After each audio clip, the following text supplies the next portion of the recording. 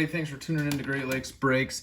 I'm going to be doing a little bit different video today. I sent my first group of cards in to get graded. I've never really done much with grading before, but I started buying some older rookie cards from the 90s, early 2000s, and decided that value-wise it would be a good idea to send them in to be graded. So, I want to show you guys how I did with my first set that went in. So I'm going to start with some of the ones that didn't do as well as I had hoped. This first one is a Vince Carter Topps Chrome rookie card. As you can see, it got 8.5. Was hoping for a little bit better. It's a really clean card. Corners all look really sharp. Edges look good. I think what killed me on this one was top to bottom centering. I think that's where they really dinged me. I thought I could maybe pull a 9 when I sent it in, but obviously it got an 8.5, so it is what it is. But this card I bought actually off of Mercari. I don't use Mercari very often, but I found a good deal from a guy there. He sold me this Vince Carter Chrome, Paul Pierce Chrome, and a Kobe Topps base rookie. I paid $100 for the 3 cards, and I sent all 3 of them in to get graded. This one did 8.5. The other ones did a little bit better, but we will see those ones moving forward. Next up, we've got the Allen Iverson Topps Chrome rookie card with the mysterious green hue that all these cards seem to have. This card I once again thought would do a little better. Corners are really crisp. Surface looked good to me. I didn't find a lot of issues with it. The main thing, once again, is top to bottom centering, and they were pretty tough on that. So both my cards that kind of had top to bottom centering that was a little bit off, both pulled 8.5. So it is what it is. Once again, was hoping to get a 9 here and increase the value a little bit. I paid $130 for the card on eBay because I didn't notice the centering was as bad as it was, and it looked like a really clean card. So 8.5 was kind of tough. Probably didn't add much, if any, value to the card, unfortunately, but that's all right. It's still a sweet card. Still happy to have an Iverson rookie in the collection, so no complaints there. Next up, we've got a Dwayne Wade Topps rookie. This one obviously did a little bit better. We pulled a 9.5 on this one. This card, I bought 6 of them all together, all the exact same card. I paid $50 for the 6 of them. This was the best looking one to me, so I sent it in and it did a 9.5. So I was pretty happy with that. I think it was a good call sending it in. Value on this is probably now somewhere between $150 and $200, which isn't bad considering I paid around $8 per card for the lot. So I did pretty well there. I added a lot of value to this card. Turned out pretty good. So no complaints on that one. Pretty happy with the result. 9.5 is a good grade there. Next up is the Paul Pierce that I was talking about earlier, the one I sent in with the, well, I sent them all together, but this one I purchased along with the Vince Carter Chrome and the Kobe Topps rookie. So obviously we got a 10 on this one. I was super excited about that. I knew this card was clean. I thought it would do well, and I was right. It did. It got a 10. Which added a lot of value to the card.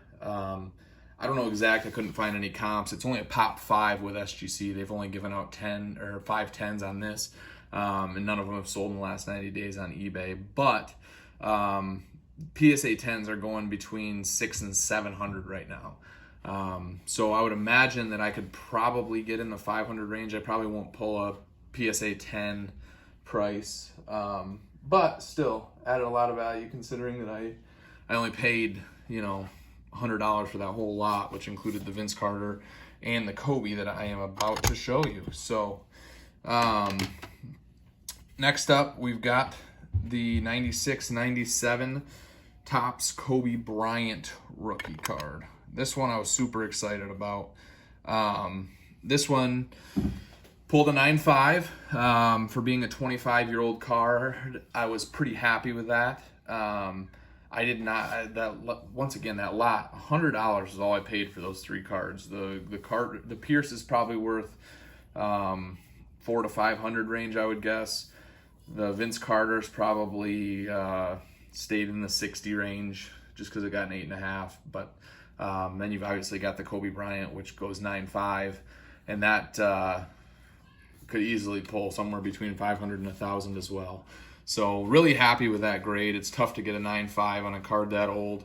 And I was more than pleased with the results of those 3 cards. I got a great deal on them, and then to have them grade out that well was super exciting. I don't foresee myself selling this one anytime soon. This is a awesome card for the PC. Super excited to have it in my collection. I would have never been able to afford to buy a 9.5 on my own, so the fact that I got one and was able to grade at that, it's really exciting. Happy to have that card. Very cool. Next up, honestly, probably is the card I was most excited about when I saw the result, and that is a Kobe Bryant 2008-2009 Chrome gold label. Gold labels mean that they graded it pristine. They couldn't find any flaws with it. The centering was 50-50 perfect. No surface marks, no corner issues, no edge issues. Just a pristine card. SGC and BGS are the only ones that give out that pristine grade. PSA gives a 10, obviously, but they don't differentiate between a gem mint 10 and a pristine 10. So this card, I honestly don't know what the value is. It's a pop 1. SGC actually hasn't even given out a gem mint 10 on this. They haven't graded very many. But it goes right from that pristine 10 that I have down to a 9.5. Same with Beckett. They've only given out 9.5s. They haven't given out any 10s, especially no black labels. And then PSA's given out a lot of 10s. I think their pop is like 75 on these. But PSA 10s are going between 1,000 and 1,200. I'm not sure what this one would pull. I honestly wasn't expecting to get a pristine 10, and with it being a pop 1, you would think that's going to add quite a bit of value to it. I really don't know. I don't even know if I'm going to sell it or what I'll do with it. But I'm super excited to have that one in my collection. I was shocked when I saw it got a gold label.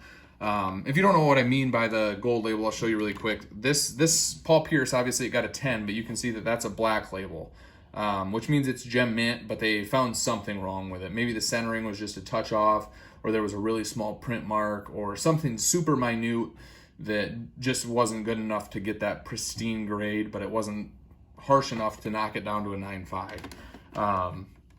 The pristine labels are a lot harder to get. They don't give those out very frequently from what I understand. Like I said, I'm no expert in grading. This is the first set that I've really sent in to be graded, but I've done some research and looked into it a little bit. And I did not expect to get a gold label at all. I was shocked when I did, and I'm super excited to have that in my collection. And one final note on this card I actually got out of a blaster box from Meyer back in 2008.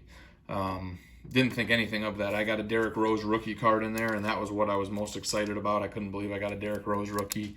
But out of that same box came this card, which also did not mean a whole lot to me at the time because I was super distracted by the Derrick Rose rookie card. But this is a LeBron James Refractor. That might have been the best blaster box of all time because I got the LeBron James Refractor that graded a 9. I got the Kobe base that graded a pristine 10, and then a Derrick Rose rookie card as well, all out of a $20 box. These cards have all basically sat without a top loader in a cardboard box for 10 years, and recently I went through them and was like, oh, geez, I can't believe I had these in here. I didn't know I had, I had just got them as a kid and didn't know. But I sent both of them in to get graded. I was optimistic this one would get a 10 as well. Actually, it was super clean. No corner issues. I didn't see any surface marks on it. It's kind of hard to tell because obviously he's doing that chalk ritual and there's some marks there just from where the chalk is. But I really didn't see any surface marks, and I really thought this had a chance at grading a 10. Centering's maybe a touch off, but barely even noticeable. But I'll take a 9. It's still a very valuable card. It's gone way up recently. Super excited to have this one added to the collection. And I was happy with the grade. A mint 9, still not bad. Still added a lot of value to the card. It was still worth my time sending it in. And I think overall I did really well. So hopefully you guys enjoyed this video. Make sure you comment. Let me know what you think. Let me know your thoughts on grading, thoughts on SGC, if you know what the value is like. Obviously, I love the look of their slabs, especially the gold label, just that gold with the black. I think that shows very, very well. But let me know what you guys think. Obviously, PSA is kind of king right now, and BGS is second, and SGC is kind of little brother that's up and coming. So let me know your thoughts on that. Make sure you follow the page. Check us out on Instagram as well, and we also have some eBay accounts. But we're Great Lakes Breaks. Hopefully you enjoyed the video, and thanks for tuning in, guys. Enjoy.